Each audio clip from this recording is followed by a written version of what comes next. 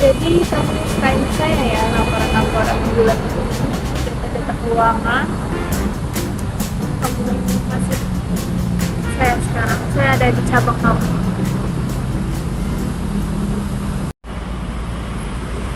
Bu, permisi, silakan Bu. Ini Bu, saya ingin memberikan laporan keuangan kita bulan ini, silakan diperiksa.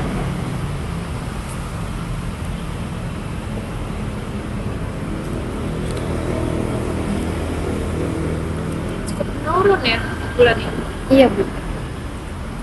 Jadi menurut kamu kenapa kalau cabang yang ini bulan ini cukup menurun di daerah sekitar?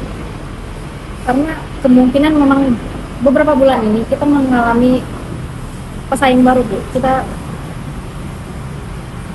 banyak pesaing baru yang muncul jenis kita, donat-donat jenis kita.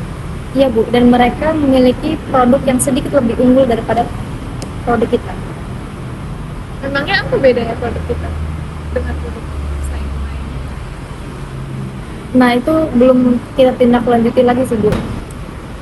Jadi menurut kamu apa bedanya produk pesaing sama produk kita? Kemungkinan karena adanya tren baru Bu, karena kita tahun ini juga belum menciptakan produk yang baru lagi. Jadi produk-produk kita menurut kamu belum ada pengembangan uniknya. Iya, maka dari itu kita harus melakukan perilisan produk baru tahun ini Bu. Oke, jadi kita bakal ngatur jam meeting untuk diskusiin perilisan produk terbaru kita, ngatur promosi, iklan, promo menarik. Yang paling penting komunikasi kita terhadap pelanggan ya, karena dalam bisnis itu komunikasi itu paling penting. Nah, pengertian komunikasi dalam berbisnis itu sendiri. Nah, dari video sebelah itu adalah cuplikan terkait komunikasi bisnis. Jadi sebenarnya apa sih komunikasi bisnis itu? Nah, simak penjelasan berikut ini. Jadi sebelum masuk ke materi komunikasi bisnis, kita pahamin dulu nih apa sih itu komunikasi. Jadi komunikasi itu adalah pertukaran informasi antara dua orang atau lebih. Nah, ini melibatkan si pengirim pesan, penerima pesan, dan saluran komunikasi.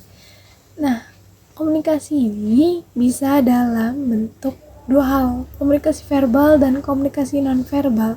Verbal ini contohnya secara langsung melalui kata-kata ataupun non-verbal melalui gerak tubuh, bahasa tubuh, dan lain-lain. Nah, masuk ke materi yaitu apa itu komunikasi bisnis.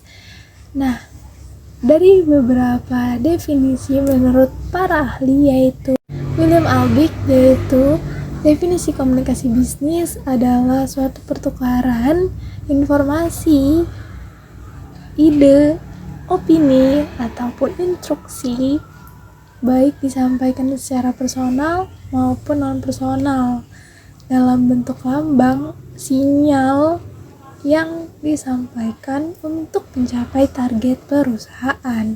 Sedangkan menurut Rosenblatt, definisi komunikasi bisnis adalah komunikasi yang dipakai dalam berbisnis, termasuk berbagai macam bentuk verbal, non-verbal, untuk mencapai tujuan perusahaan. Nah, selanjutnya gimana sih proses komunikasi itu berlangsung? Yang pertama itu adanya keinginan berkomunikasi pada seseorang, lalu encoding oleh komunikator. Apa sih encoding itu?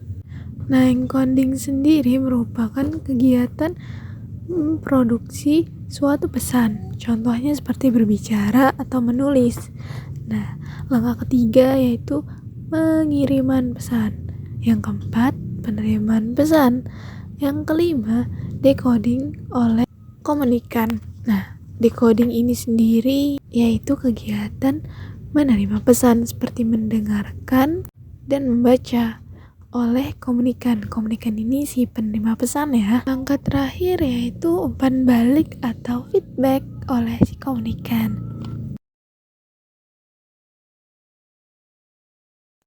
Nah, setelah kalian tahu penjelasan terkait proses komunikasi, kita lanjut ke komunikasi bisnis. Nah, ini di sini aku akan jelasin dua hal dalam komunikasi bisnis, yaitu komunikasi interpersonal dan komunikasi antar organisasi. Jadi apa sih komunikasi interpersonal itu? Nah, ini sama penjelasannya sama kayak komunikasi, tapi dia itu dilakukan langsung dua orang atau lebih dan tidak formal. Jadi istilahnya bicara santai gitu.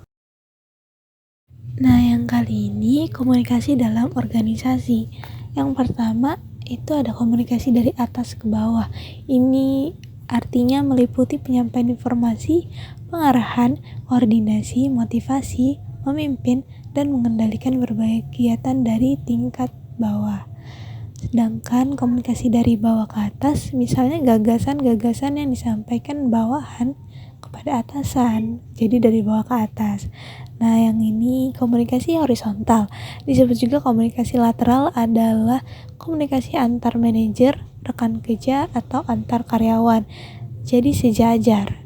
Komunikasi diagonal ini adalah komunikasi yang melibatkan dua tingkat yang berbeda dalam organisasi tersebut. Itu dia komunikasi dalam berbisnis. Ini kita lanjut ke skill komunikasi bisnis. Nah, karena dari tadi kita udah ngomongin komunikasi bisnis, apa sih sebenarnya skill komunikasi bisnis itu? Yang pertama itu ada melakukan wawancara.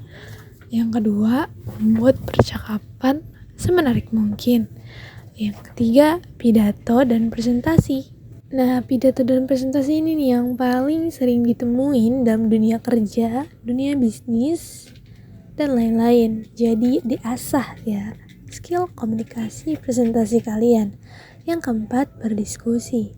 Yang kelima, mendengarkan. Yang keenam, membaca. Dan yang terakhir itu menulis surat, memo, dan laporan. Yang terakhir ini salah satu bentuk komunikasi dalam dunia kerja loh, karena paling sering ditemui juga. Nah, jadi kamu udah tahu kan pentingnya komunikasi bisnis itu dalam bisnis kita? Iya, Bu. Jadi nanti bakal saya kirimin ya jadwal-jadwal meetingnya, dan terus di laporannya akan saya cek ulang. Oh, boleh kembali ke ruangan kamu. Masih gitu.